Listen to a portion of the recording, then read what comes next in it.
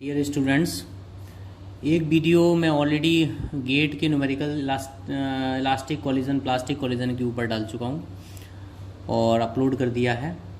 लेकिन कुछ एक न्यूमेरिकल अधूरा रह गया था और एक दो न्यूमेरिकल रह गए थे जो थोड़ा डिफरेंट कॉन्सेप्ट पे थे। उन्हें इस वीडियो में हम डिस्कस करेंगे। तो जो न्यूमेरिकल छूट गया था उसमें हम पहुँच गए थे v = 10/21 मीटर पर सेकेंड। अगर आप और उस न्यूमेरिकल के अंदर आपको ओमेगा की वैल्यू फाइंड आउट करनी है। पार्ट 1 में जो था ओमेगा की वैल्यू फाइंड आउट करनी है। तो अगर कोई ये रोलर है, अगर ये रोटेट कर रहा है v वेलोसिटी से, तो ओमेगा = v/r। तो आप देखेंगे r की वैल्यू 1 मीटर है, तो ओमेगा 10/21 रेडियन पर सेकंड आ गया। अब ऑप्शन देखेंगे तो कोई भी ऑप्शन मैच नहीं करेगा, ठीक है। अगर 10/21 की वैल्यू देखेंगे तो लगभग में इसकी वैल्यू 0.43 के आसपास होती है, ओके।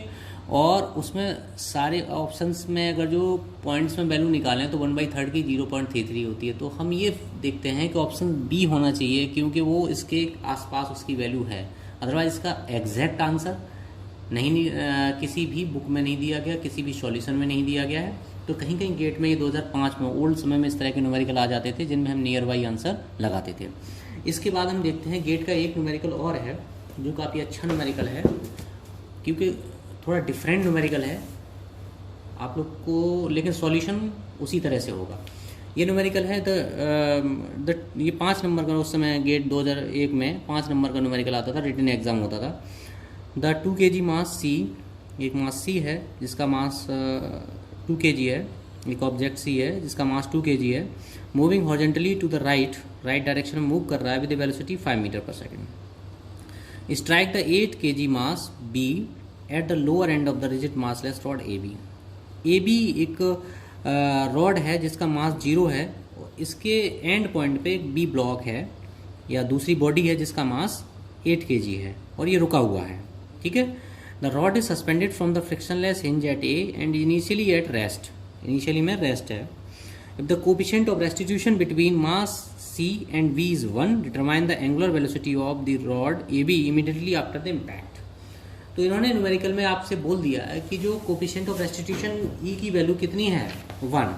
अगर कोफिशिएंट ऑफ रेस्टिट्यूशन किसी कहीं पे भी 1 होता था तो इसका अगर E की वैल्यू 1 होगी तो क्या होगा, इलास्टिक इम्पैक्ट होगा।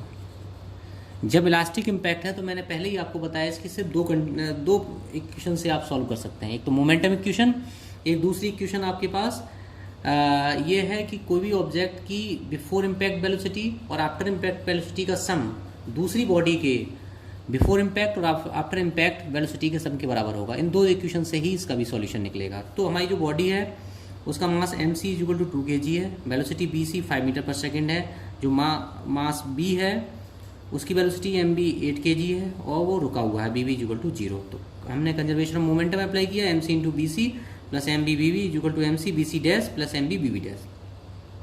mc 2 है, bc 5 है, इन सब की वैल्यू रख दी तो हमारी पहली इक्वेशन आ गई bc dash plus 4 bb dash = 5।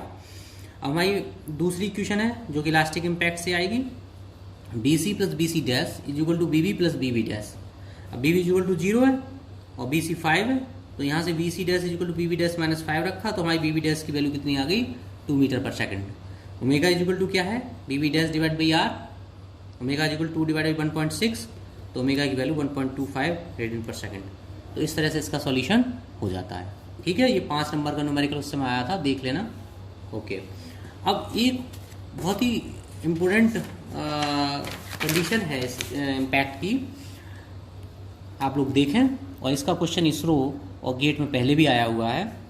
तो देखते हैं कंडीशन क्या है। Impact between two bodies when spring in between the bodies.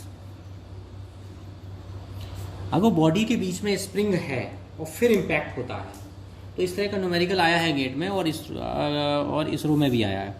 जैसे कोई एक ब्लॉक है या कोई एक गाड़ी है, ठीक है, और कोई दूसरा ब्लॉक यहाँ पे है या कोई गाड़ी है, इसके बीच में स्प्रिंग लगी हुई है, मान लिया ये स्प्रिंग लगी हुई है।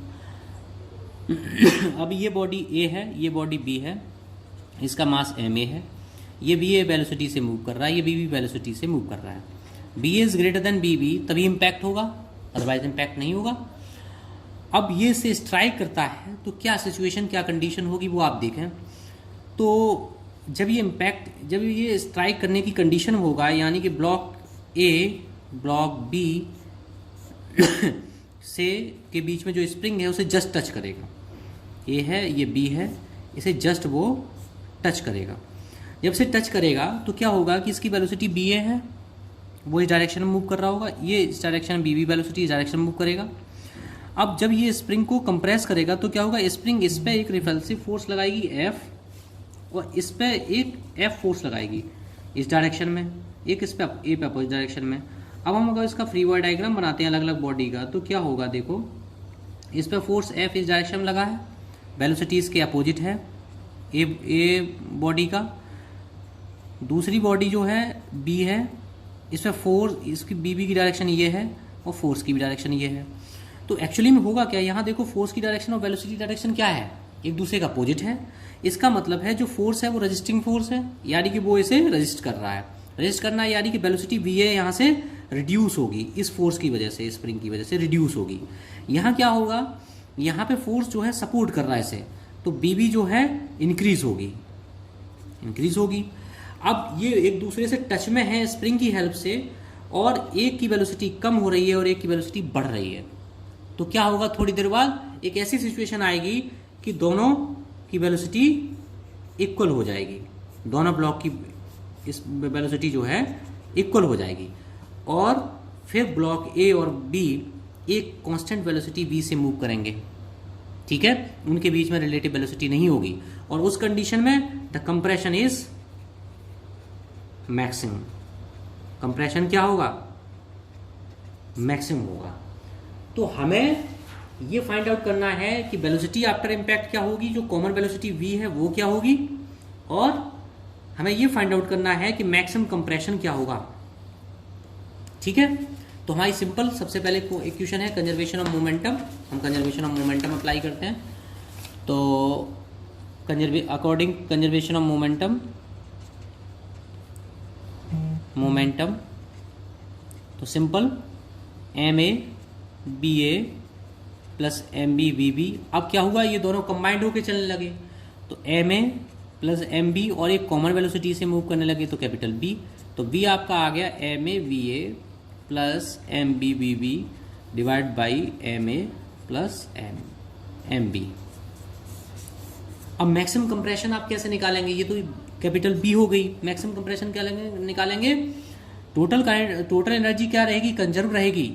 तो क्या होगा, initial kinetic energy is equal to final kinetic energy plus potential energy of spring. ये तो इनिशियल काइनेटिक एनर्जी क्या है, half M B A square plus half M B B B square is equal to final kinetic energy half M A plus M B V square plus half K into X square. इन दो equation को रख के आप problem solve कर सकते हैं, otherwise आप प्रॉब्लम को सॉल्व नहीं कर सकते। तो ये आपको याद करके रखनी है। Half M A V A square plus half M B V B square is equal to 1/2 M A plus M B का होल